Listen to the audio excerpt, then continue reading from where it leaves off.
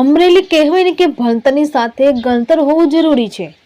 શિક્ષણ માત્ર પાઠ્યપુસ્તકો સુધી સીમિત ન રહે, પરંતુ તે વ્યવહારિક અને પ્રાયોગિક જ્ઞાન સાથે સંકલિત થવું જોઈએ। તેવા ઉદ્દેશ્ય સાથે શ્રી સરસ્વતી વિદ્યાલય ઝરખિયાના આચાર્ય અને શિક્ષકો દ્વારા વિદ્યાર્થીઓ માટે શહેરની મહત્વપૂર્ણ ઉદ્યોગો અને સંસ્થાઓની મુલાકાતનું આયોજન કરવામાં આવ્યું। વિદ્યાર્થીઓએ Sheetal ice cream, Amar dairy, Gujarat natural farming science university તેમજ અમરેલી એરપોર્ટની મુલાકાત લીધી। આ પ્રવાસ દરમિયાન વિદ્યાર્થીઓએ દૂધ અને દૂધજન્ય ઉત્પાદનોના પ્રોસેસિંગ વિશે વિગતવાર માહિતી મેળવી। શીતલ આઈસ્ક્રીમ અને અમર ડેરી દ્વારા દૂધમાંથી વિવિધ પ્રોડક્ટ્સ કેવી રીતે બનાવવામાં આવે છે એ પ્રક્રિયાઓથી વિદ્યાર્થીઓએ સમજ મેળવી।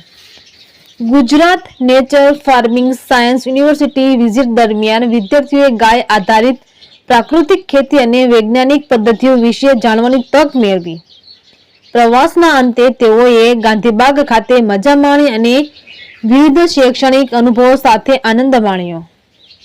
આ પ્રવાસથી વિદ્યાર્થીઓને ઉદ્યોગ અને તેમના કાર્યપ્રણાલીના પ્રાથમિક જ્ઞાનની સાથે વ્યવહારિક અનુભૂતિ મળી, જે તેમના ભવિષ્ય માટે ઉપયોગી સાબિત થશે।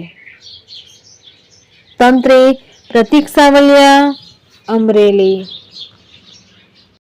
આજે હું તમને પ્રાકૃતિક ખેતી વિશે માહિતી આપીશ। તમે આજે પ્રાકૃતિક ફાર્મમાં વિઝિટ કરવા આવ્યા છો તો તમને ખબર હોવી જોઈએ ને કે પ્રાકૃતિક ખેતી શું છે। આમાં આપણે દવાનો કોઈ પણ પ્રકારનો યુઝ કરતા નથી। રાસાયણિક દવા આવે છે ને, યુરિયા છે, આપણે બધી બીજી જંતુનાશક દવા છે, ફંજીસાઇડ છે, એનો યુઝ આમાં આપણે કરતા નથી। આમાં આપણે શું કરીએ, ઘનજીવામૃત નાખીએ, જીવામૃત નાખીએ। એ એક પ્રકારની દવા છે। મારું નામ માંગરોળિયા જેન્સી છે। હું સરસ્વતી વિદ્યાલય ઝરખિયા તે શાળામાં અભ્યાસ કરું છું। અમારા પ્રિન્સિપલે ગોઠવેલ જે અમારા જિલ્લામાં અમરેલી જિલ્લામાં અમને અમારા 2 ટ્રેડ ચાલી છે સ્કૂલમાં, જે બ્યુટી વેલનેસ અને એગ્રીકલ્ચર, તેમાં અમને એને લગતી ઇન્ડસ્ટ્રીમાં મુલાકાત લેવડાવી। અમે એરપોર્ટે ગયા હતા, ત્યાં અમને કીધું કે કેવી રીતે ડિગ્રી મેળવવી અને કેવી રીતે અમને તેનું બધું માર્ગદર્શન આપ્યું।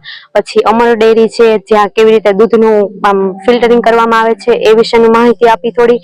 અને પછી શીતલ ફેક્ટરીમાં ગયા હતા, જ્યાં કેટલા પ્રકારના ઘણા વિવિધ પ્રકારના હતા, જે આઈસ્ક્રીમ કેટલા દેશોમાં જાય છે અને કેવી રીતે નિકાસ પામે છે એ અમને શીખવા મળ્યું। આ ઉપરથી અમને એ જાણવા મળ્યું કે જીવનમાં આપણે કઈ લાઈન લેવી જોઈએ અને જીવન જીવવાની કેવી રીતે આગળ વધવું જોઈએ એ શીખવામાં આવ્યું હતું। ત્યારબાદ અમે એક કૃષિને લગતા ગયા, જ્યાં ગાય આધારિત ખેતી, પ્રાકૃતિક ખેતી અને વિવિધ પ્રકારના ખાતરોથી અમને મુલાકાત લેવડાવી અને જેથી અમે પરિચિત નહોતા તેમનો પણ પરિચય અપાવ્યો।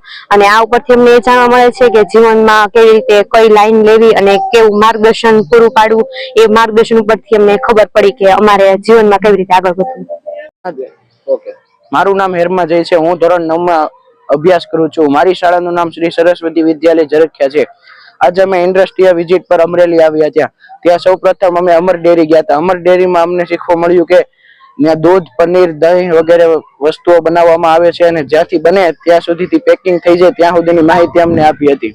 ત્યારબાદ અમે શીતલ આઈસ્ક્રીમમાં ગયા હતા। ત્યાં આઈસ્ક્રીમ, કોન, પનીર, દૂધ વગેરેની આઈટમો હતી।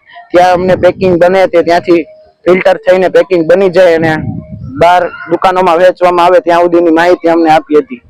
ત્યારબાદ અમે કૃષિ ઉદ્યાન ઓર્ગેનિક ખેતીમાં ગયા હતા।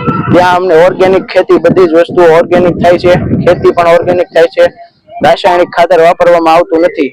ત્યાં અમને ઓર્ગેનિક ખેતી કેમ થાય તેની માહિતીઓ અમને આજ આપી। શ્રી દયાશંકર બાપા સેવા ટ્રસ્ટ, શ્રી સરસ્વતી વિદ્યાલય ઝરખિયા, આચાર્ય શ્રી વિજય આર ગુંદણિયા બોલું છું।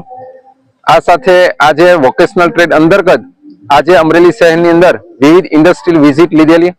સૌપ્રથમ એરપોર્ટની અંદર અમે ગયેલા। એરપોર્ટની અંદર 2 એન્જિન, 4 એન્જિન અલગ અલગ વિમાનો જેનું ખાનગી શાળા દ્વારા જે છે એ કોર્સ ચલાવે છે, એમનું ટેક ઓફ અને લેન્ડિંગ દૂરથી અમે જોયેલું।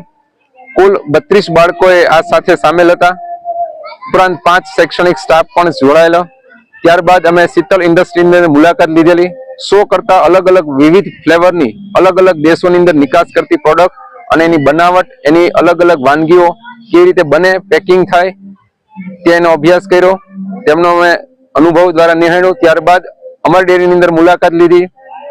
અમારી ડેરીની અંદર કાચા દૂધથી માંડીને અલગ અલગ પ્રોડક્ટ અને એનું ફિલ્ટર અને ત્યાર પછી એનું પેકિંગ ઓટોમેટિક સિસ્ટમના દરેક પ્લાનની વિશેની માહિતી ઉપરાંત અનુભવો લીધા અને ત્યારબાદ નેચરલ ફાર્મિંગની અંદર લીલિયા રોડ ઉપર આવેલ નેચરલ ફાર્મિંગની અંદર મુલાકાત લીધી.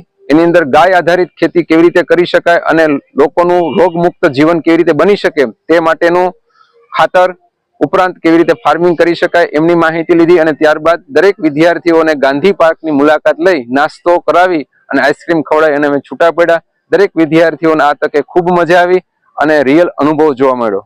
આ તકે સર્વનો આભાર માનું છું.